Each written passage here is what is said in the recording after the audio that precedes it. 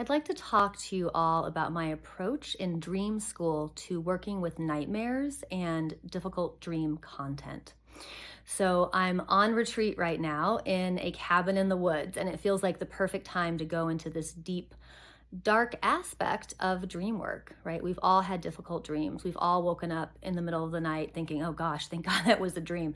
We've all woken up and had an uncomfortable situation and not wanted to go back to bed just in case the dream repeated itself.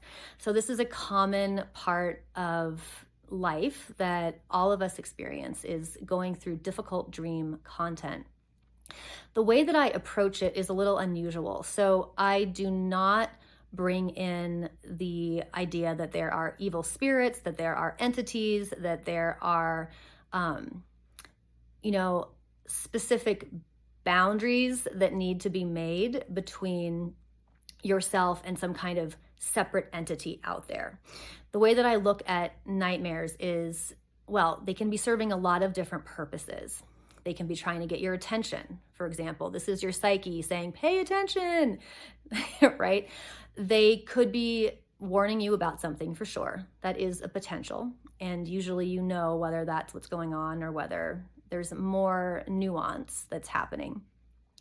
Nightmares and disturbing dreams could be initiating you or bringing you into a new way of being, and change is scary, and sometimes our psyches interpret change as if it were almost like a haunted house, right? Energetically, like something that is scary, like a war zone, a haunted house, something that's upsetting could be the way that our psyche is interpreting change, right?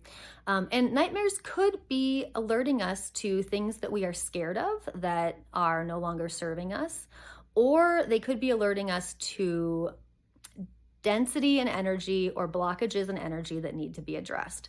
And so rather than treating a nightmare as if an entity or demon or something has descended into your bedroom, I like to work with it, if it's in this latter category, as if it's dense energy.